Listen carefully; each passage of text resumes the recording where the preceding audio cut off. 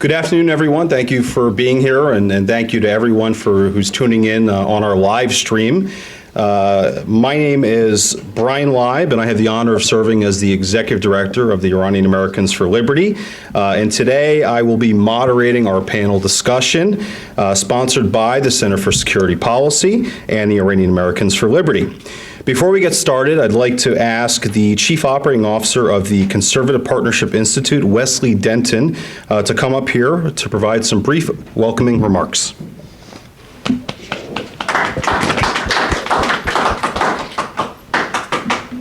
Thank you, and thank you to everyone for being here. Welcome to the Conservative Partnership Institute. We're very pleased to host this great event. And we started 4 years with the goal to support and help build the conservative movement, and do that through training and equipping those on Capitol Hill and building coalitions with partners who are allied with us in the goal to advance liberty and conservative principles. We're very thankful to have Bryan and Iranians for Liberty here working with us, a great partner for not just the work that we're doing here in the U.S., but expanding liberty around the world in such an important topic and time. And we're really pleased to have our distinguished guests here today, and hope that you all learned something from this event. And if you ever need anything with the Conservative Partnership Institute, please don't hesitate to contact us.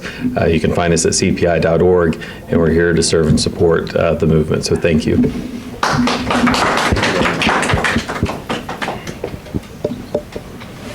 Wesley, thank you for providing those opening remarks.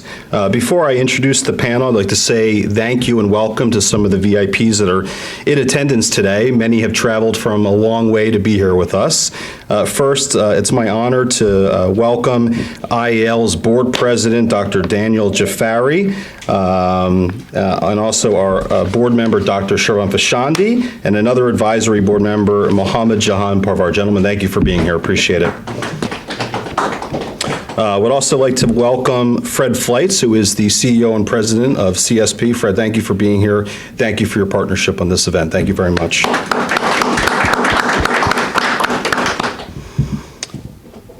And I would also like to welcome the former U.S. Ambassador to the Netherlands, and you'll probably be surprised to know a little bit of Dutch. So I'll say dank u wel, Peter Hoekstra, for being here. Thank you very much. So at this time, it's my pleasure and honor to introduce today's panelists for our discussion. If you wouldn't mind holding your applause until after I do all the introductions. First, we have Congresswoman Claudia Tenney from New York. The Congresswoman represents New York's 22nd Congressional District. She serves on the House Small Business Committee and the very prestigious House Foreign Affairs Committee. Next, we have Victoria Coates. Victoria is a senior fellow at the Center for Security Policy, and she is a former Deputy National Security Advisor on the National Security Council. Next up is Marshall Billingslea. Marshall is a senior fellow at the Hudson Institute and a former Assistant Secretary for Terror Financing at the United States Department of Treasury. Last and certainly not least, we have Simone Ledeen. Simone is a visiting fellow at the National Security Institute at Scalia Law School at George Mason University, and she is a former Deputy Assistant Secretary of Defense for the Middle East. So please join me in welcoming our panelists, and thank you for being here today. So at this time, I'd like to give each of our panelists the opportunity to provide brief opening remarks before we begin. Panelists, if you could please keep your remarks to around 2.5 minutes for interest of time. And we're going to start with Congresswoman Tenney. Congresswoman, thank you very much for being here. Thank you so much, Bryan, and thank you to Iranians for Americans for Liberty. I am honored to be here and grateful to work with you, and thank you to our hosts as well, and for all of you for attending. This is, truly a difficult time in our country, obviously with what's in the aftermath of Afghanistan and seeing what's happening before our committees. But, obviously we're looking at the specter of the Biden administration looking to go back into the failed Iran nuclear deal, and that's something that is overlooking us right now. And we also have a new extremist president in Iran to replace the former, I put moderate in quotes. But this is also a problem as we look to the future and the weakness that is being projected by the Biden administration, which I think is going to be problematic in the future. It's obviously proving problematic now as Iran is not being kept in check because they see that there is no real deterrence, that we don't really have any interest other than getting back into this deal without really exacting any kind of reforms or any kind of deterrence on the part of the Iranians and their quest to continue to move throughout the Middle East and push their brand of extremism, and also their willingness to assist terrorist organizations around the region, and their interest in disrupting what we had created and what I would say these great service people who served the Trump administration had done to finally find something, a path, an unusual path to the Middle East that ended up working, and many of our partners, whether it's through the Abraham Accords and other normalization agreements, have now been able to see, actually for the first time in my lifetime, some hope for peace in the Middle East. So we are hoping that we can continue these dialogues. I know Bryan and I work together on a lot of things. He keeps up with me on Twitter. And we are trying to definitely influence the administration to move out of this weak posture that it has. We are very concerned, and we're going to continue to be watching this on the Foreign Affairs Committee. I've done a number of initiatives on the Foreign Affairs Committee to try to deter the aggressive behavior on the part of the new regime. And so we're hoping in the future that we can continue to get some common sense into the administration and also with our Secretary of State who claims he's going to be working with us on expanding the Abraham Accords according to testimony in my committee. But with that, I just want to say thanks again and look forward to the conversation. And I apologize if I have to run out briefly here, but we do have votes that have been called on the Hill. So thank you so much. I appreciate all of your support. Congresswoman, thank you for those opening remarks. Next, let's go to Victoria, you for your opening remarks. Thank you, Congresswoman Tenney, for joining us today, and Fred, thank you for the support from CSP for this event, and Bryan for your partnership. This is a great group, and obviously my former colleagues and partners in crime, and it's always a pleasure to visit with you. And Congresswoman Tenney, I just wanted to thank you particularly for your initiative on the Iron Dome funding and the resolution on that issue. I think that is a very important aspect of the Iranian terrorism we'll discuss today, because that is the first line of defense against it. President Joe Biden's administration view themselves as experienced foreign policy realists who deal with the hand they've been dealt, by which they appear to mean that they deal with every ruthless dictator or authoritarian regime from Beijing to Tehran without making any attempt to impose standards of behavior on them. The current Iranian regime is a case in point. The administration is so desperate to lure them back into the Joint Comprehensive Plan of Action that they are creating a fantasy of what they wish the regime would be rather than recognizing them for what they are. In this fantasy, Iranian leadership are also realists who will deal with us in good faith to get back into the deal so they can rejoin the international community. Of course, in actual reality, the Iranian regime is no such thing. One of the greatest moments of clarity that we had during the Trump administration was when we shifted from understanding the regime as the world's leading state sponsors of terrorism to being actual practitioners of terrorism themselves. A clarity that led to two of our key achievements in this portfolio, which were the designation of the Islamic Revolutionary Guard Corps, or IRGC, as a foreign terrorist organization, and the elimination of Qasem Soleimani, the head of the IRGC's Quds Force. Here's why the distinction is important. The Iranian regime is certainly a leading state sponsor of terrorism and routinely deploys terrorist proxies from Hezbollah in Lebanon to the Houthi in Yemen to expand their power through the deliberate use of violence against defenseless civilians.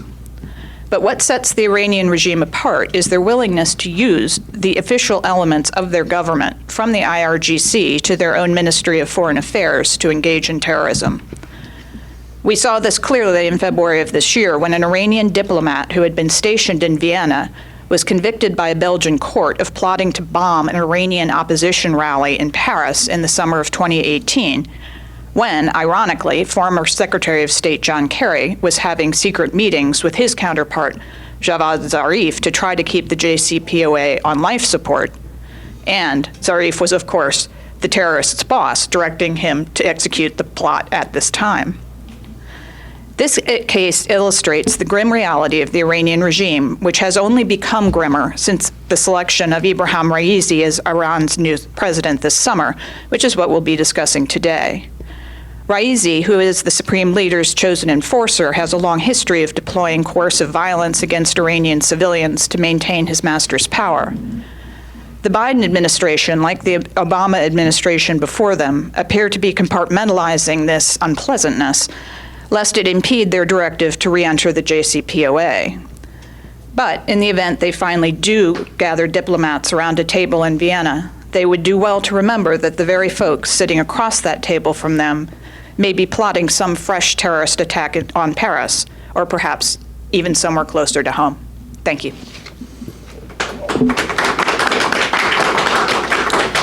Thank you, Victoria, for those opening remarks and powerful remarks, albeit.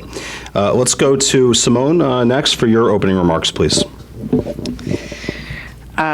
No problem. No pressure following that whatsoever. Thank you very much. Thank you all. Thanks for the opportunity to be here with these distinguished guests today.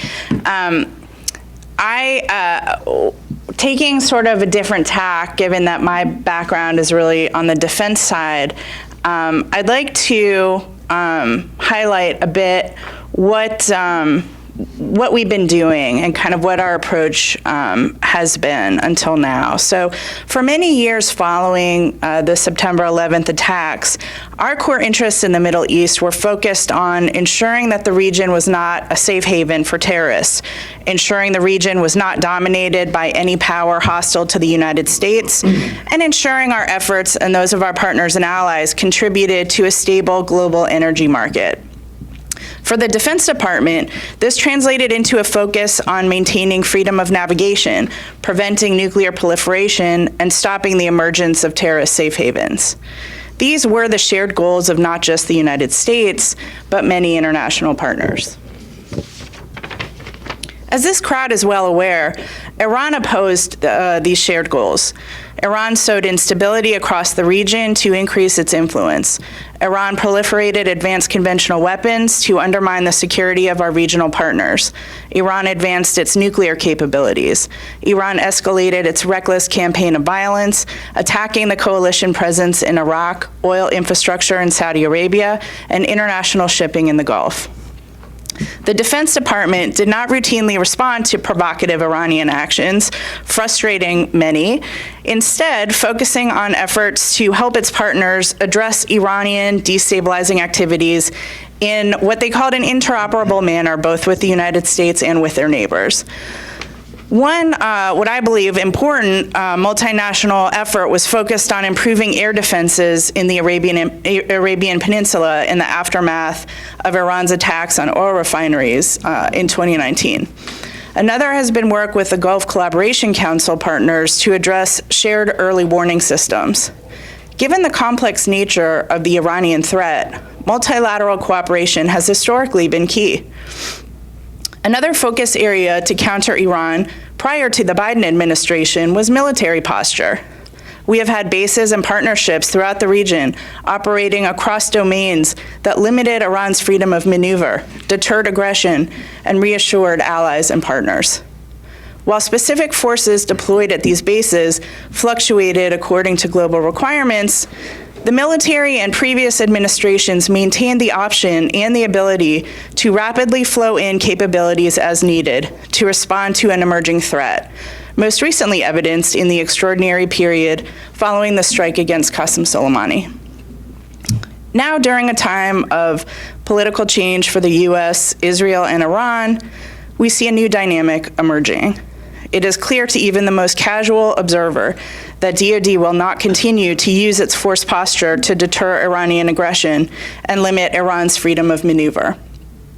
Also, the extent to which it will continue to build the capabilities and capacity of our partners to address Iran's malign activities has been significantly reduced. As a result, the U.S. has ceded a leadership role in response to Iran's aggression, particularly when it comes to working with allies and partners. And I will add at a critical time as well. Meanwhile, the unforgivable manner in which we ended our presence in Afghanistan has sent a clear message to Iran and its proxies that we are not only weak, but that we cannot be trusted to support or defend our allies. A very auspicious beginning for President Raisi. Thank you. Simone, thank you for those opening remarks. And lastly, let's go to Marshall for your opening remarks. Thanks, Bryan. Thank you. And appreciate the Iranian Americans for Liberty hosting this event. It's great to be here. To see you again, Ambassador Hoekstra. It was fantastic to work with you in your capacity as our ambassador to the Netherlands on illicit finance. I will just only make 2 points here at the outset. And the first point is that because of the Biden administration's actions, or I think more properly, their inactions, we are going to see Iranian state sponsorship of terrorism return to historic highs, if not new levels of violence. In particular, through inaction, the Biden administration has gifted a massive windfall in hard currency that the Iranians, and I'll talk more about this at length as you wish, but the Iranians will inevitably plow that money back into the Quds Force, back into Hezbollah, back into the Houthis, into Hamas, into the Shia militias in Iraq, into Bahrain. The list just goes on and on and on. We had the Iranian regime by the throat economically. They were engaging in significant cuts to their budgets, workarounds. Soleimani himself in his final days was little more than a bookkeeper trying to cobble dollars together to keep the terror apparatus running. Bizarre schemes where they commandeered oil shipments in joint operations with Hezbollah to sell to the Syrians and so on and so forth. The need to engage in that kind of financial engineering is over because the Biden administration has turned a blind eye to Iranian crude exports, and we are now seeing that the budget surplus they will run will again replenish the coffers of the terror apparatus. So I can elaborate on that as we go, but it's great to be with old friends, young friends, and Congresswoman Tenney, who carries the fight forward in the government, and look forward to answering questions. Thank you to all of our esteemed panelists for your opening remarks. So we're going to jump right into the discussion now, and let me just set the room, set the conversation here. So we're here today to examine the potential expansion of the Iranian regime's sponsorship of terrorism under their new president, and in the wake of the U.S. withdrawal from Afghanistan. Now, all signs point to more resources flowing from Tehran to their terrorist proxies as Hezbollah, Hamas, the Houthis, etc. And Iran's new president, who has been nicknamed the Butcher, is a hardliner. Make no mistakes, he's a hardliner. And he is currently under U.S. sanctions, as is almost every single member of his administration. They're either under U.S. or EU sanctions right now.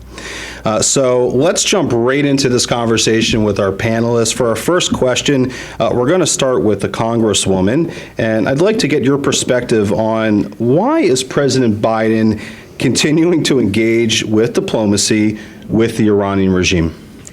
Yeah, great question, and I'm sure we're going to look.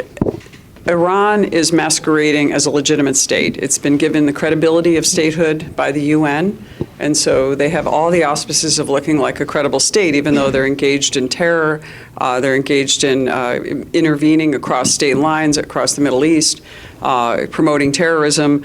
And I just find, the Biden administration continues to go to the old, it was the old information that we had for 40 years since the fall of the Ayatollah in 1979. I remember that as a high school student, actually. That's how far back I go.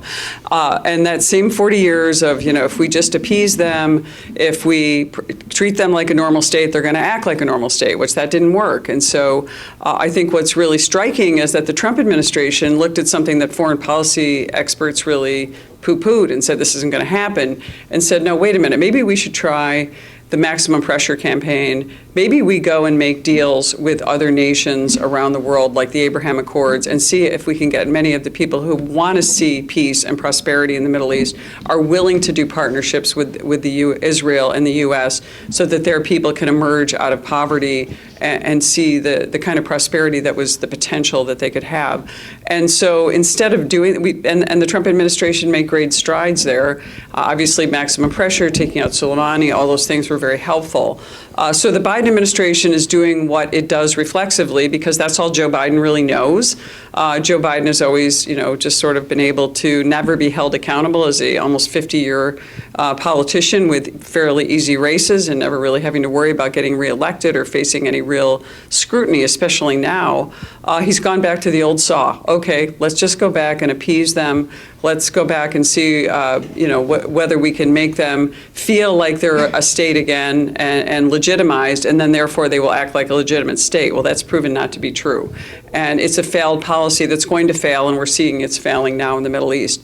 And so, that is about the only explanation that I can come up with for them, but they're continuing on their way. And as our guests pointed out in their opening remarks, that is only going to fuel them to do even more damage in the future and to go back to their old, their old regime of, especially under Raisi, we're going to see even more violence.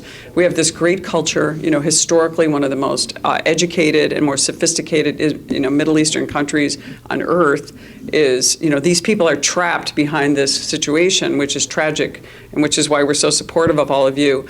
And the fact that you are still, under this type of regime, and that I have a president portraying weakness and not understanding that our leverage was working, and now we really have no leverage. And so the Biden administration is going to try to backdoor its way into the JCPOA again, using sort of backdoor diplomacy, using people who have already tried this and have failed. And I'm concerned that we're gonna slug our way into that, and I'm hoping that the Biden administration doesn't do that, but I don't see any change. I think this is where we're going, the rules of the past instead of moving forward.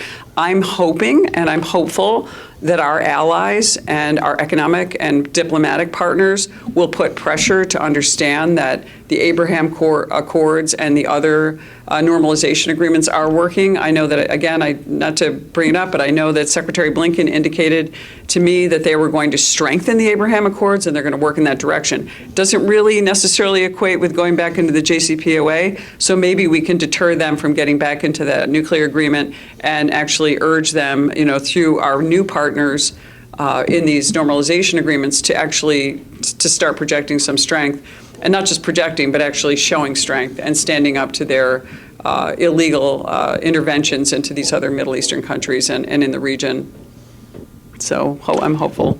Yeah, and it's worth noting, Congresswoman, that as the president has projected this weakness, there's also been, in my opinion, really a vacuum of this American strength in the region. And of course, China, right on cue, has stepped in to fill this void. And I think it's something to the tune of a 20 or 30-year deal worth $40 billion that, or I'm sorry, is it? 400 billion, my apologies, that they're going to be pumping into Iran. Iran has never seen that kind of outside investment ever before. So that is certainly something to be concerned about. Congresswoman, thank you for those remarks. Let's go to Victoria. Victoria, same question. Why does this president continue to engage in diplomacy with this regime? Well, I think that's a very interesting question, and I think it goes to the heart of the structure of the original JCPOA. It's been my sort of private theory that it didn't actually matter what was in the deal. It was the fact of the deal and the way it was negotiated that was so magical for the Obama and now the Biden administrations. They loved the fact that this was an international coalition. We had the P5+1. The EU had a seat at the table, and the whole thing was ratified by the United Nations. It certainly wasn't passed as a treaty by the United States Senate, nor was it passed into law by both houses of the U.S. Congress, which is actually how the President of the United States and the people of the United States give our word. None of that happened. It all happened through international organizations. And I think it then became a kind of an article of faith of the way these folks envision the world, that if the United States steps back from a leadership role and makes ourselves the equals of everyone else and restrains our, whatever it is, imperial ambitions, whatever they don't like, that the world will become a better place. And as the Congresswoman said, the Iranians will somehow want to join this. They will want to be part of it. But of course, this is nonsense, and the Abraham Accords are the opposite of this. This is where there's very clear U.S. leadership that results in a concrete, specific deal that is very strongly supported by the U.S. people. Good luck. Thank you for being here. Thank you for joining us. So I think that's a little appreciated aspect of the deal, that the structure of it is what they love so much. So when you say, why are you getting back into it? It's expiring, it's pointless, it's not worth the paper it's written on, they don't care. They just want to be in this structure. They want this to be the future of how we conduct foreign affairs. Marshall, what are your thoughts on that? The question of why the Biden administration seems so desperate to engage the Iranians in diplomatic dialogue, I think comes down to actually something we've seen now in spades with regard to the disastrous withdrawal from Afghanistan. It is a complete lack of fortitude. This administration is run by a group of people who don't have what it takes to compel the Iranians to stop with the terrorism, to stop with the UAV exports, to stop with the ballistic missile acquisitions, to stop with the nuclear program, and they're desperate to talk in the absence of a willingness to compel. Secondly, as we've seen now time and again in the 9 months of this administration, these are also people who have absolutely no idea how to identify and then use leverage in negotiations. We saw that the first week of the Biden administration when they gave up to the Russians the 5-year unconditional extension of the New START treaty and extracted nothing for it. We saw that again in the case of Afghanistan with the Taliban, and we are seeing that again, yet again, in spades when it comes to the Iranians. At the same time, the Iranians understand that by simply waiting and dragging things out, two things are happening. One, they draw steadily closer to the bomb as they pursue the enrichment program that they've got. And secondly, their financial situation grows ever more strong, particularly as the Chinese are ramping up oil purchases.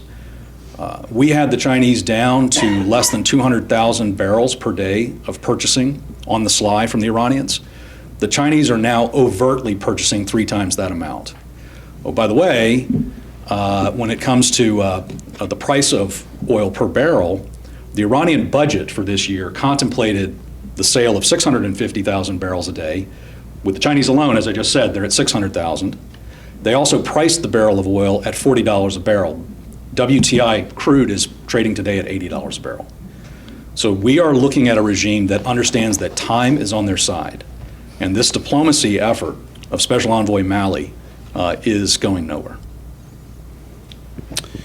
Simone, what are your thoughts on this? This president just continues to go back to the same conversation with the regime. Why is that? Well, what I'm seeing is an administration that doesn't have a reality-based view or understanding of the world. I think that it may sound like an extreme statement, but 9 months in, I think it's pretty clear that every sign to the contrary is being ignored. They're still extremely focused on going back to this JCPOA negotiating table when, again, every sign is that there's no party at the other side of the table, or if there is, they're not serious, or they're playing games, or they want more. Just the other day, one of the mouthpieces of the regime came out and said, the Biden administration has given us nothing. Why would we want to talk to them? But that's outrageous. That's outrageous. The Biden administration has ceded to every single request that at least we know about. So I think that's not reality-based, in my opinion. Another example of that certainly is how they dealt with the Taliban. and our disastrous surrender in Afghanistan. Again, not a reality-based approach as we're learning. So I'm very concerned about what this means for the future because it's still, we're still in the first year of this administration. And so I think it highlights how important it is for representatives like Congresswoman Tenney to be sort of out front and aggressive and helping to navigate this situation for the United States, given where the administration is right now. And fortunately, there is people like Congresswoman Tenney and a lot of her friends and colleagues that are fighting this good fight, and we're thankful to them for everything that they've been doing. Simone, let's stick with you for the next question here. The next round of questions is going to be specific to the expertise of each of these individuals that you see before you. So for Simone, let's start with you. From a Department of Defense perspective, DoD perspective, can you please address what appears to be an official Islamic Republic of Iran policy of deploying terrorist proxies both in the region and around the world? And is this practice unique to the Iranian regime, in your opinion? It's certainly a policy. It's certainly, more successful than any other country's similar policy. There's no one I can think of who's actually looked at the map and looked at different countries and plotted to destabilize them one by one. And not for nothing, those countries are all surrounding Israel. For the most part. So I think that's sort of where we can begin to understand the answer to this question. But if we start, for example, in Yemen, a lot of people don't really understand the conflict there. It's been going on a long time. 6 years ago, the Houthis successfully overthrew the government of Yemen, who's now operating outside of Yemen. And they've been steadily making military progress. The reason for that military progress and those military successes is the training and equipment they've been receiving from Iran, from the IRGC, specifically IRGC Quds Force. And there's a ton of evidence to support this.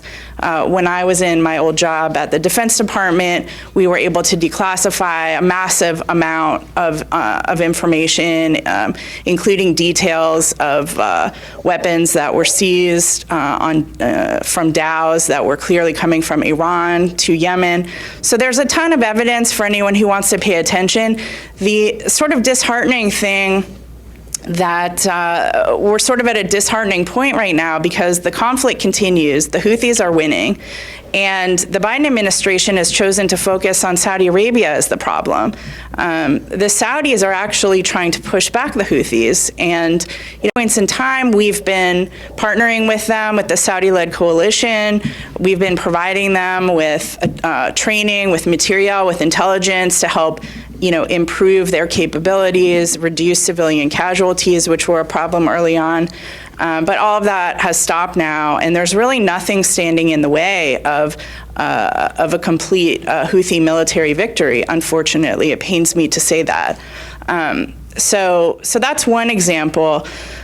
Obviously, in Iraq, a place where I spent quite a bit of time, and members of my family as well in uniform, I think that we are facing a situation there where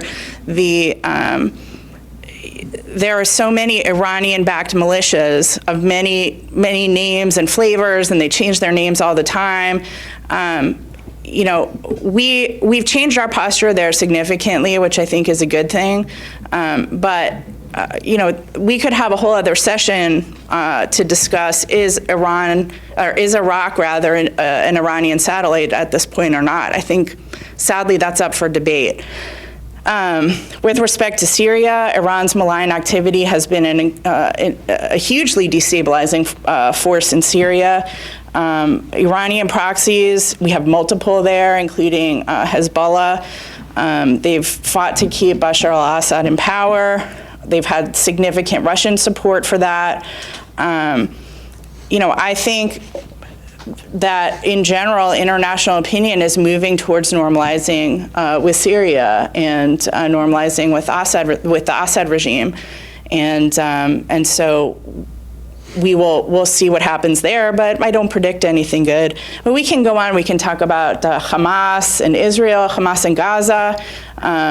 Iran was certainly a major force behind the Gaza crisis that we saw earlier this year. So I don't want to take up, I could take up like another hour or two on this question, but yes, that's really where they're focused. And that's also why domestically, when you have, a COVID crisis that went unaddressed, when you have the level of starvation and suffering of the Iranian people, and they see all of the wealth of the country going into these efforts overseas, it's very motivating for those of us who want to sort of help and get the word out that this is a very unfortunate situation for the citizens of Iran. And Simone, you mentioned the Houthis, and it's worth mentioning this, and Victoria and I have both personally been very vocal about this. The Houthi rebels were put on the State Department's FTO list towards the end of President Trump's presidency. One of Secretary Blinken's first actions was taking them then off of that list, I believe for humanitarian purposes. And over the last, 7 or 8 months, the Houthi rebels have continued to launch attacks all throughout the region. And Secretary Blinken is very quick to issue statements condemning them. But for some reason, he won't put them back on the FTO list. So it doesn't really make much sense there. But we'll continue the conversation here and switch to Marshall and talk about your area of expertise. As the former Assistant Secretary of Terror Financing, can you please talk a little bit more about how President Trump's maximum pressure campaign, including but not limited to economic sanctions, was working, and why President Biden should have continued forward with this approach? Yeah, certainly. We've heard a number of falsehoods in the previous days. 3.5 trillion won't cost the American taxpayer a dime. Nobody suggested that I should keep 2,500 troops in Afghanistan. As we heard in testimony, that's not true yesterday from General McKenzie and General Milley. The two falsehoods that the Biden administration has promulgated regarding the maximum economic pressure campaign, the first was Robert Malley out spinning the lie that the terrorism-related sanctions we imposed on the Iranians were fabricated. Of course, these sanctions are built with evidentiary packages based on hard intelligence that is compiled and vetted by career investigators at the Office of Foreign Asset Control within the Treasury and by lawyers up and down the Department of the Treasury, the Department of Justice, and the NSC, because these sanctions are invariably contested in court and they have to stand up to the test. Eventually, Malley backed away from spinning that falsehood. But the other falsehood that they continue to promulgate is that the maximum economic pressure campaign wasn't working. And that is absolutely not the case. In just 2 short years, we slashed the Iranian GDP by 57%. We did that by sequentially targeting through sanctions and through a pressure campaign the key underpinnings of the Iranian economy, starting with crude oil exports, condensates, and petrochemicals, and then moving into other sectors such as copper and other metals exports. Our approach, my approach as the enforcer at the Treasury, was very straightforward. I wasn't there to negotiate with the Indian government or with the Chinese government or with any particular government. I was there to talk to their companies and to give them a very straightforward business proposition. If you want to continue to do business with Iran, this is your decision. But you as a company, you as a corporation, need to make an informed risk-benefit decision. Because if you do business with the Iranians in these sectors, you will not do business with the United States, and you will not be part of the U.S. financial system. Most companies saw the clear answer on the wall there when faced with that. And we saw in 1 year, from 2019 to 2020, we saw the Iranian balance of trade go from about a $6.1 billion surplus to a $3.5 billion deficit. And that, as I indicated, put a hole in the waterline of the Iranian budget. Soleimani was scrambling. The IRGC was facing significant cuts in its budget. So was the Ministry of Defense for its ballistic missile acquisition efforts. The Quds Force took a major hit. Hassan Nasrallah, who is the primary benefactor of funding from Soleimani, from the QF, getting roughly, we would say, around $700 million a year, was reduced to engaging in unseemly diplomatic telethons, fundraising telethons, kind of Jerry Lewis-style telethons, where people would call in and actually offer to donate the kidney of their first child if that would get Hezbollah the funding it needed. We saw significant effect on Hezbollah in particular, in the sense that they had to scale back payments for martyrs. They had to prioritize the martyr payments, which meant less free hospital services for the Hezbollah operatives. They had to engage in these wacky schemes, moving the Daria Grace and other oil tankers. If you remember that one, what a saga. The capacity of the regime to engage in terror through bankrolling. And again, let's be clear. The QF would have you think that there's some kind of special operations force. They're not. They're paymasters. They write checks to the real terrorists, who are the Palestinian Islamic Jihad, the Hamas guys, the Houthis, and Hezbollah. As the Biden administration has turned now a blind eye to the sanctions enforcement, I talked a little bit about how China has surged its purchasing of crude oil. We are now dealing with a situation where the country was in a total tailspin. The rial, the Iranian currency, lost half its value in the 2 years of our pressure campaign. Inflation was above 40%. And for economists who understand hyperinflation, once you get into that high 50, 60% inflationary range, you're not coming back. And we had them at that tipping point. But Biden's let them off the hook. And now the IMF is saying that they think their economy is going to grow by at least 3% next year. That windfall of additional funding will plug those holes that we put in the terror apparatus budgets. And it will do so at a time when groups like Hezbollah are operating in countries like Lebanon, where their economy is now, unlike it was in 2019, in complete free fall. So Hassan Nasrallah will have more walking around money, comparatively speaking, in the next few years than he's ever had before. And we will feel the consequences of that. You have to remember, neither the Iranians nor Hezbollah believe they have yet paid us back for Soleimani. Sure wish you were still in the Treasury Department, Marshall. That's for sure. So for our next question, let's go to Victoria for a question that's right in your wheelhouse. And speaking of Soleimani, you were in the White House in January 2020 when President Trump ordered the strike on the IRGC, Quds Force head, Qasem Soleimani.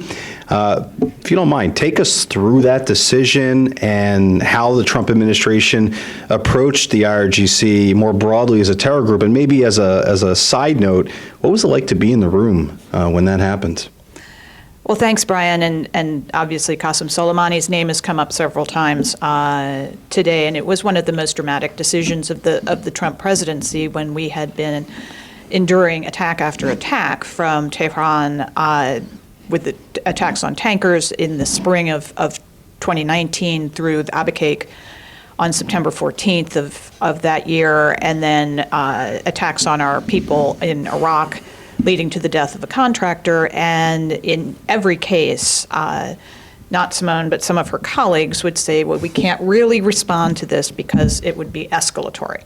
And we can't control the escalatory cycle. So, Mr. President, we really don't have any options for you. And it would be, oh, well, there's nuclear war, and then but how about we choose diplomacy?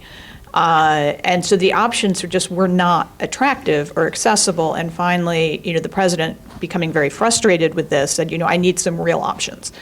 And a range were developed. One of them was Soleimani. He obviously wanted to learn a lot about it, find out why this would be a good idea.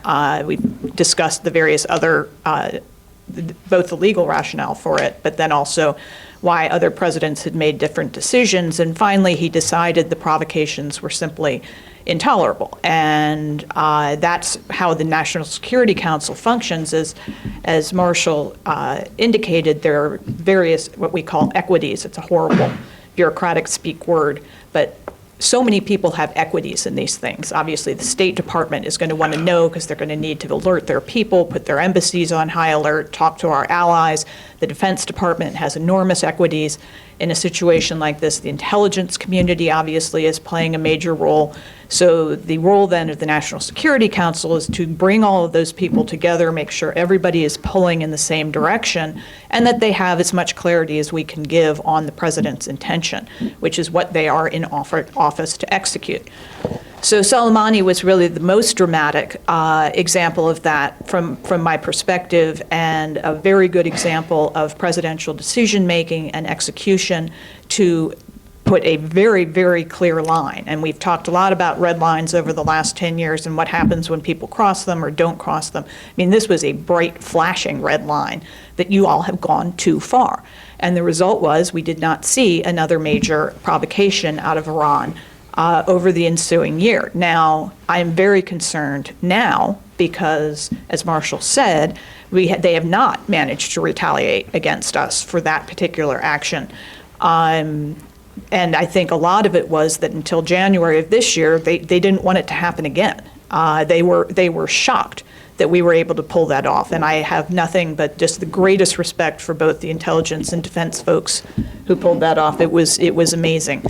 And now we don't have that. So, it was incredible to be in the room. We were, in the situation where the president was down in Florida, but we were on the phone together. Then as now, Chairman Milley was on the line and kind of walking us through it as the hit took place. And then the really surreal thing is you then go back to your desk and then you wait for everyone to figure it out. And like everyone else, you're watching Twitter and you start to see, there was an explosion outside the airport. Was it this? Was it that? Was it a coalition strike? And then they start to figure it out. And the most dramatic thing we were discussing was the picture of Soleimani's hand with that very distinctive ring. That when we saw that come up on Twitter, that was real game changer. So it was a fascinating experience in terms of marshaling the interagency and executing a presidential decision that has had such ramifications. And then you see the absolute lack of that resolution, that ability to make a decision in the current administration. It's enormously concerning. Thank you. Well, and thank you to you for being part of that. The world is most certainly a safer place with Qasem Soleimani not on this planet. So thank you to you and your team for being part of that. So we're nearing the end of today's program, and I would like to give each of the panelists the opportunity to provide some brief closing remarks on the topic of today's event, which is, will the Iranian regime increase their funding of terrorists around the world on President Biden's watch? The Congresswoman is not with us. Victoria, let's stick with you. Your closing remarks on that, please. Well, I was very fortunate in the administration to get to wear a couple of different hats, as Marshall was, and I wanted to close by talking a little bit about my second hat, which was at the Energy Department as the Secretary's Senior Policy Advisor and Special Representative for the Middle East and North Africa. And getting to get some granularity on our energy posture during the Trump administration was fascinating because, of course, we had the American energy renaissance. And we were able to go to the Gulf and start conversations that we haven't had since 1980. The one good thing Jimmy Carter did in January of 1980 in his State of the Union address was declare the so-called Carter Doctrine, which is that the United States will ensure the free flow of energy in and out of the Gulf because we needed it. It was a vital national security interest. And if anyone's tracking what's happening in Europe right now, when you lose your energy security, you are in a world of hurt.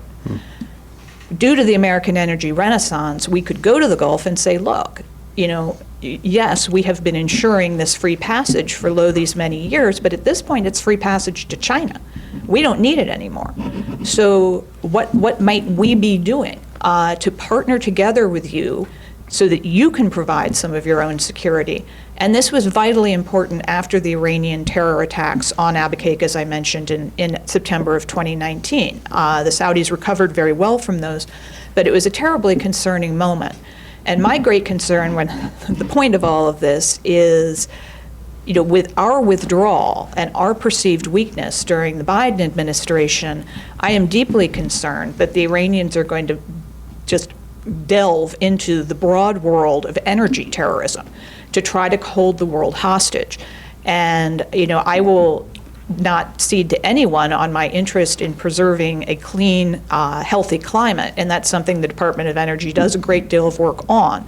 But at the same time, we cannot put the American people's energy security at risk in the name of climate when we have actors like the Iranians who are clearly willing to take these actions. So that's a space I'm going to be watching particularly closely going forward. And thank you again, Bryan, for being a wonderful partner. Thank you, Fred, for your support, and for everyone for participating today. Thank you, Victoria, and I would be remiss if I didn't add and share with everyone that's here and watching that you have two very proud Philadelphians on this stage, being myself and Victoria.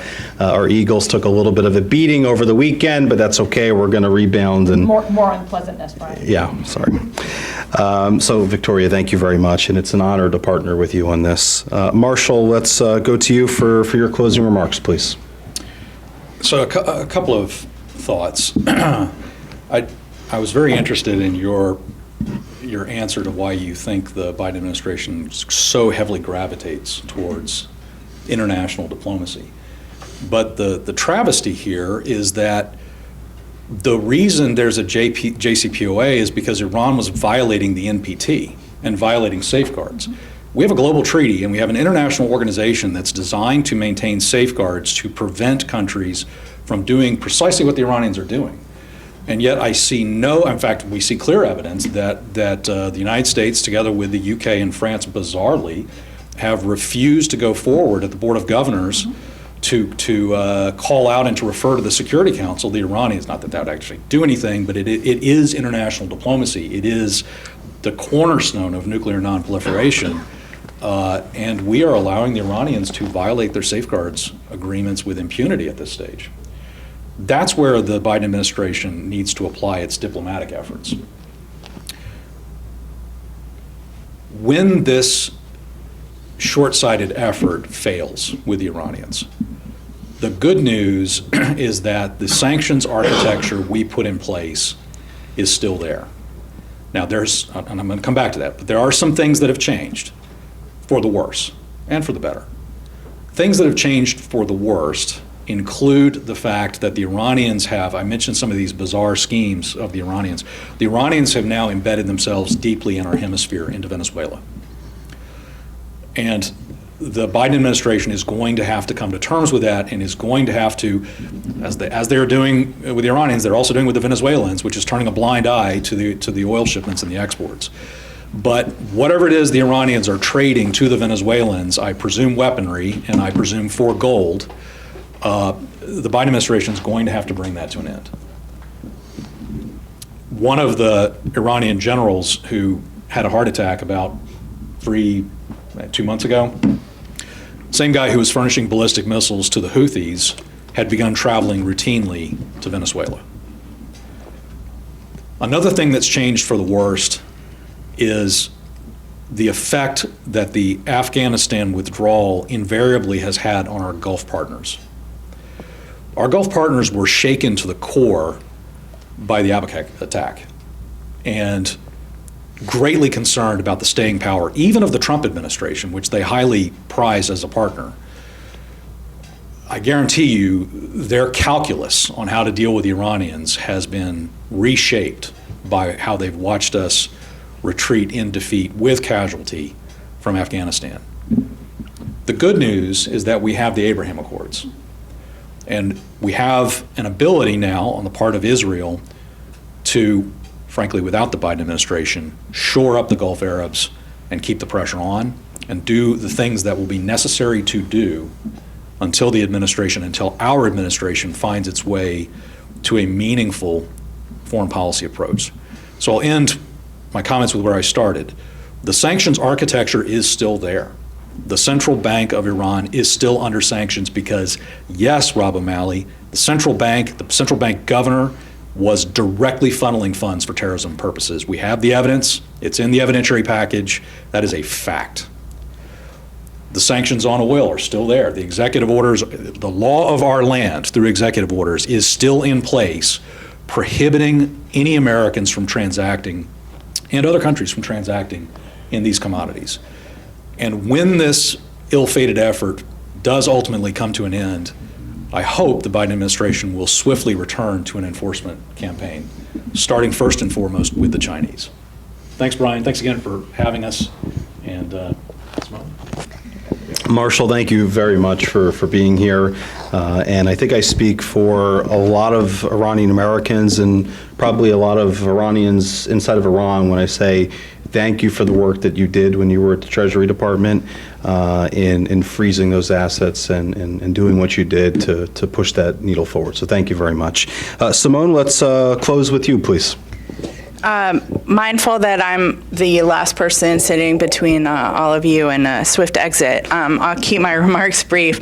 But I think there's a lot of bad news right now, and there's a lot to be depressed about.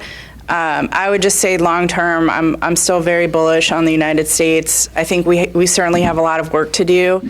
And given what the current administration is doing, we need to really be prepared to help fix things when there's an opportunity. So, I look forward to working with you and all of you tuning in as well, in order to get our feet back on the ground as quickly as possible, and help turn the ship when the opportunity arises. So, thank you very much. I'm very grateful for the opportunity. Thank you, Simone. Join me, please, in a round of applause for all of our panelists. So in closing, I want to say thank you to the leadership of my organization for being here today and for everything that you have done to give me this opportunity to lead. I very much appreciate it. And thank you to the leadership of CSP for being here and for your partnership and for all the good work that you guys are doing as well.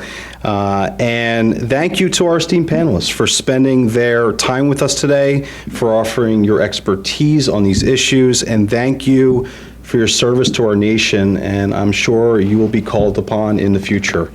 Thank you to Wesley, Jared, the whole CPI team if they're here. Thank you for your help. And to all of those in attendance for being here today, and to everyone watching, thank you very much for being here. Let me just close with this. The time is now for all Americans, not just Iranian Americans, all Americans, to start raising their voices in support of the people of Iran against the Iranian regime. There needs to be a clear distinction between the Iranian people and the Iranian regime. The Iranian regime will continue to foster terrorism, as we've heard today here from our panelists, and the Iranian people will continue forward in their fight for freedom, and we as Americans must be standing with them when that time comes. So thank you very much again for being here. To all of you, for everything that you do, thank you. Keep up the fight. Keep pushing forward. We're going to make a dent in this. So thank you again for being here.